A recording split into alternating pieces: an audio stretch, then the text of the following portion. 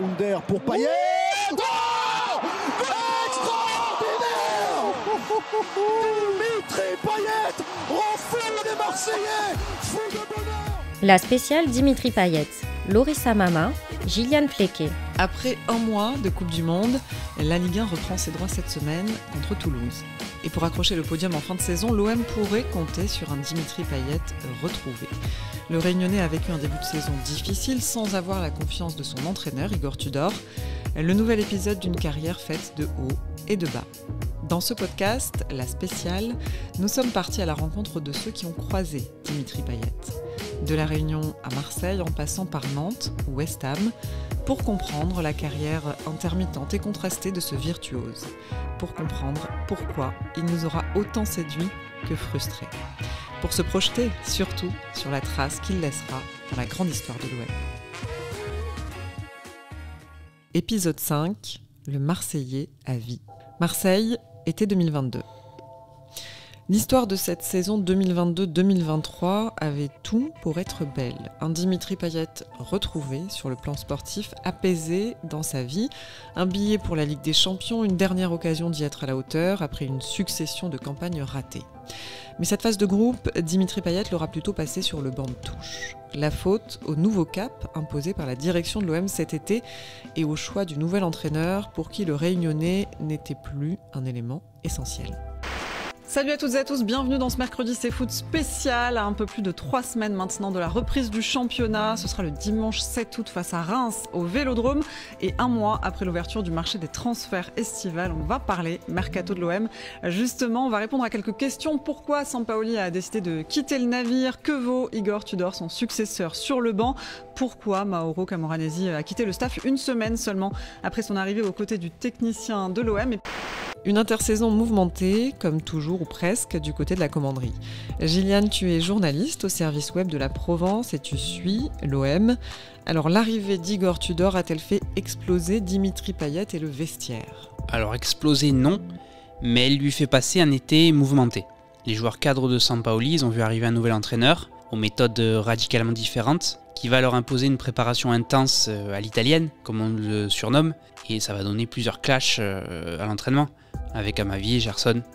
Il y aura finalement cet épisode de la Réunion à la fin du mois de juillet, où les joueurs dont Payet aurait demandé à rencontrer Longoria pour essayer d'apaiser la situation, et demander à ce que le Croate soit un peu plus souple. Même s'il faut préciser que Payet, qui vient en conférence de presse quelques jours plus tard, il va démentir avoir provoqué cette réunion et expliquer que ça avait été à l'initiative du président lui-même. Et pourtant, le recadrage de Pablo Longoria aux joueurs lors d'une conférence de presse mercato ne laisse que peu de place au doute sur l'état du vestiaire. Je voudrais rappeler aussi un mot que j'ai dit pendant la conférence de presse d'Igor Tudor, qu'on s'est dit, et c'était la première question qu'Igor Tudor il m'a posée. Où on s'est dit, il y a le club, il y a l'entraîneur et il y a les joueurs. Hier, on a rappelé tout ce type de choses. Alors Gilliane, si les tensions entre Tudor et le vestiaire semblent s'apaiser, la situation sportive de Dimitri Payet, elle se dégrade au cours de l'été. Il va être remplaçant dès le premier match contre Reims, ce qui est un choc pour tout le monde, et on le prend à l'époque comme une sanction à ses mutineries finalement. Mais la tendance se confirme par la suite, sur les matchs suivants. Il va être titulaire à Nice, où il fait un bon match à côté de Sanchez, et là on se dit que Tudor a trouvé la formule, qu'ils s'entendent bien, que Payet est de retour. Mais là arrive la Ligue des Champions, il n'est pas aligné à Londres, à Tottenham, alors que l'OM fait un bon match. Par contre, il l'est contre Francfort, et là il n'est pas bon du tout, et ça va sonner le glas de sa première partie de saison. Tudor trouve son équipe type, avec Matteo Guendouzi et Harit derrière Sanchez, et Payet, comme Gerson, va disparaître. Dans un mercredi C'est Foot bilan au mois de novembre, Marc Libra tentait d'analyser les raisons qui ont poussé Tudor à mettre Payet de côté. Alors on a vu Monaco 10-15 minutes où il rentre dans un autre état d'esprit. On regarde tous les matchs, on le voit. Il y a des fois il rentre, il n'a pas envie. Il n'a pas envie. T'as pas envie mon garçon, mais Tudor te le dit, tu restes à la maison, tu vas en tribune. Et là quand il rentre avec cet état d'esprit, la mentalité, récupère le ballon, il joue vite, c'est bien. Depuis qu'il est dans l'Olympique de Marseille, il a eu des passages à vide, on le sait. Est-ce que la régularité d'une saison complète, on l'a vécu avec Dimitri Payet, il a toujours eu des passages plus difficiles. Et là, malheureusement, on a eu le plus mauvais de Payet, je pense, sur le début de saison. Parce que certains ont dit il a trop grossi, il n'est pas en état physique de courir. Je ne sais pas, j'arrive pas à voir forcément, mais s'il dit ça, c'est qu'il y a un problème à un moment donné. Mais face à Francfort, à la 10e minute, il est rincé, il ne peut plus courir. Ça c'est quand même pas normal parce qu'il ne jouait pas tout le temps. Je crois que le week-end d'avant, face à Nice, il joue, il est plutôt bon. Donc c'est ça qu'on ne comprend pas. Igor Tudor, lui, a au fil des semaines été passablement énervé par les nombreuses questions sur son capitaine. C'è sempre la domanda Gioli su Payet, mi puoi dire? C'est la question de Joker toujours sur Payet. C'è tutte le conferenze che vedo, si vince, si perde, c'è sempre la domanda Gioli. Sono stato là tre televisioni, c'è sempre domanda Gioli. J'ai fait 3 conférences ce soir et il y a toujours cette question de Joker et qu'on gagne ou qu'on perd, c'est toujours la même sur Payet. Siete anche un po' noiosi, ripetitivi, no? Donc ça devient peut-être un peu répétitif. C'est une question de style de jeu plutôt que de personne. Là où Payet était comme un poisson dans l'eau dans le foot de Sampaoli, dans le foot de possession, il a sûrement du mal avec Tudor, encore plus avec l'âge, à se faire à l'intensité, au rythme, cette philosophie où il faut récupérer et se projeter le plus vite possible. Dimitri Payet. L'embrouille, c'est vous qui avez dit ça, pas moi. Donc quand on vous met, il faut être performant. Voilà. Après, il y a aucun problème Tudor Payet. Il y a zéro souci. C'est des choix. Il faut les respecter. C'est lui le patron. Alors sans lui, ou presque, l'OM de Tudor est 4e de Ligue 1, encore dans le coup pour le podium, mais il n'a pas tout réussi, notamment en Ligue des Champions, où il a tout perdu en quelques secondes lors de la dernière journée contre Tottenham.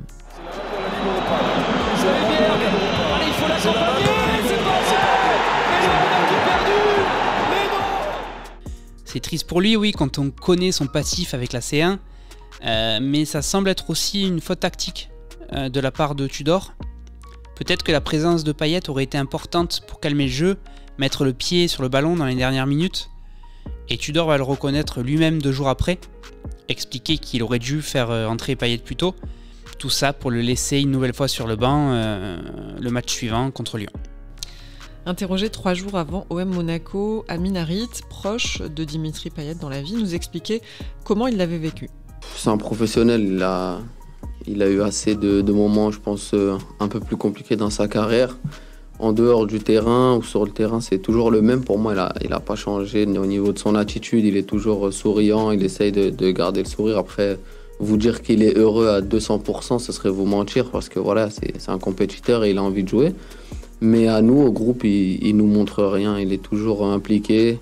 C'est normal qu'il soit déçu, mais voilà, il reste dans l'esprit d'équipe et c'est ça le plus important. 3 jours après, l'OM prend la direction du Stade Louis II pour conclure cette première partie de saison avant la Coupe du Monde. Et ce match pourrait tout changer pour la suite. Igor Tudor a aligné son attaque habituelle, Sanchez, Guendouzi, Harit. L'OM est mené en deuxième période et là il se passe quelque chose de terrible, c'est qu'Amin Harit se blesse très gravement au genou à la suite d'un contact avec Dissassi. Il dit adieu à la Coupe du Monde avec le Maroc et probablement à la fin de saison avec l'OM. On la voit d'ailleurs, la détresse de Payet sur le banc. Il comprend tout de suite, il se prend la tête entre les mains, comme tous les coéquipiers et adversaires d'ailleurs, mais Payet voit à ce moment-là que c'est très grave. Et d'ailleurs, il va s'arrêter en zone mixte, il aura qu'une déclaration de 30 secondes de son propre fait pour apporter un message de soutien à son ami avec une mine totalement défaite. Ça lui rappelle aussi peut-être un triste souvenir. Mais au final, c'est lui qui le remplace et qui brille. Ils sont amis mais réellement concurrents. Ce poste de meneur de jeu excentré à gauche, il était soit pour l'un, soit pour l'autre. On voyait pas comment ils auraient pu être associés, dans le système de Tudor en tout cas. Et quand l'un pleure, l'autre pleure avec lui, mais il va le remplacer contre Monaco, il a vraiment brillé. Son entrée change réellement le match. C'était un Monaco moyen et fatigué, certes, mais il a vraiment métamorphosé l'équipe, temps décisif en plus, puisqu'il donne la passe D à Vertou sur l'égalisation. Il obtient le coup franc qui donne la tête à Kolasinac pour la victoire. Payet au coup franc, 98e minute, c'est frappé. C'est la tête de Kolasinac. 3-2 pour l'Olympique de Marseille. L'OM passera l'hiver au champ à la 4e place. Dimitri Payet est décisif. Kolasinac aussi. L'OM va s'imposer ici à Monaco. Après 6 semaines de trêve, les Olympiens reprennent le championnat contre Toulouse jeudi. Alors Gillian, Dimitri Payet va-t-il retrouver sa place en deuxième partie de saison ? Sans Amin Harit, avec un possible départ de Gerson, Ça semble plus que jamais le moment. En tout cas, il semble être de retour aux affaires. On le voit sur les matchs amicaux. L'OM pourrait recruter au mercato d'hiver, mais lui aura un rôle à jouer et son mot à dire. Surtout quand il n'y a qu'un match par semaine finalement. Il a semblé particulièrement affûté à Marbella en stage. Il a marqué contre Sassuolo. Dans son entourage, on le répète, on dit qu'il a jamais lâché, qu'il est prêt. Et on croit au fait qu'il puisse retrouver sa place, si personne n'arrive au mercato en tout cas. Précisons que l'on enregistre ce podcast le 14 décembre et qu'aucune piste sérieuse n'est encore évoquée dans ce secteur de jeu et pour le mercato d'hiver en général. Marc Libra croit lui aussi au retour de Payet alors qu'Alexandre Jacquin, chef adjoint du service des sports de la Provence, nous répétait toujours dans Mercredi C'est Foot qu'il n'avait pas lâché son entraîneur. On a quand même joué sans le meilleur joueur de l'Olympique de Marseille pendant 4 mois, 5 mois. Il est absent. Donc peut-être que pour la suite, s'il se remet dans le sens de la marche, après c'est de la gestion. Après, c'est juste du positionnement. Si le cœur y suit, tu peux faire les efforts que tu aies 35 ans. C'est juste qu'après, dans la semaine, tu n'as pas la même récupération. Il ne fait pas travailler au même niveau le lundi, le mardi, le mercredi que les autres. Donc, mais ça, c'est juste de la gestion. C'est juste que lui, aujourd'hui, il n'a pas été professionnel et il n'a pas joué le jeu. Parce qu'autrement, il a le talent. Bien sûr, c'est un des meilleurs joueurs. Mais quand il n'a pas envie, j'espère vraiment qu'il va se remettre dans le sens de l'autre parce que le talent il a et qu'il va aider l'Olympique de Marseille. Et il est capable de le faire sur les coups de pied arrêtés. Là, aujourd'hui, il y a plein de choses que les joueurs vont devoir faire que c'est Payet.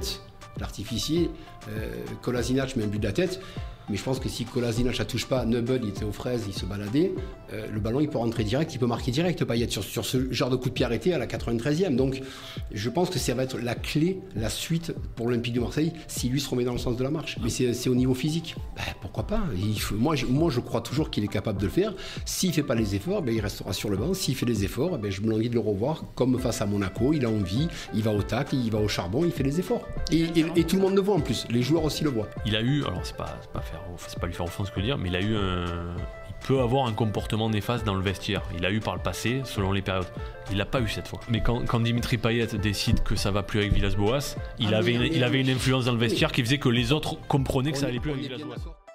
Disons que les fois précédentes, les départs de l'entraîneur lui avaient bénéficié, parce qu'il était arrivé à retrouver le bon feeling avec le nouveau. Là, il aura 36 ans en mars prochain, il ne peut déjà plus jouer tous les matchs, on l'a vu l'année dernière, et il n'a plus le temps pour ça. Donc ça ressemble à une des dernières chances pour marquer l'histoire de l'OM et gagner un titre. Gagner un titre, d'accord, marquer définitivement l'histoire de l'OM, ça n'est pas déjà le cas. Ça fait encore débat. On s'est régulièrement demandé ces derniers mois si Payet était une légende de l'OM. Payet est adoré par beaucoup, les nouvelles générations notamment, mais pour ceux qui ont vu passer des dizaines de joueurs et beaucoup d'immenses stars dans ce club de légende, c'est compliqué de le mettre au niveau de Skoblar, de Papin, de Waddle. Il paye aussi le fait d'être passé à ce moment-là de l'histoire. Les supporters, ils ont vécu une décennie très contrastée, puis le titre ramené par Deschamps en 2010. C'est irrégulier, on n'a pas réussi à mettre l'OM au haut niveau sur la durée, on alterne entre des bonnes, des moyennes, des saisons catastrophiques. Quand on a là-dedans un joueur qui en a fait 8, c'est difficile de faire l'unanimité. Et du côté des groupes de supporters, justement ? C'est contrasté, on partait de loin.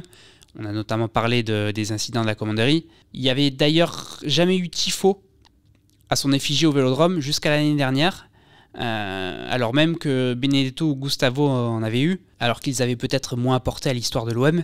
C'est chose faite, les Winners lui ont fait un portrait en tifo l'année dernière dans un stade vide contre Montpellier en Coupe de France.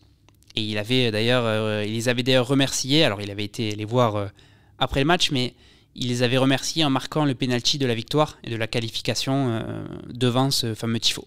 Mais d'un autre côté, dans certains autres groupes, on apprécie moins Payet, on lui reproche de ne pas avoir été entier sur son passage, d'en avoir fait que pour les Bleus, donc c'est contrasté, comme tout au long de sa carrière finalement.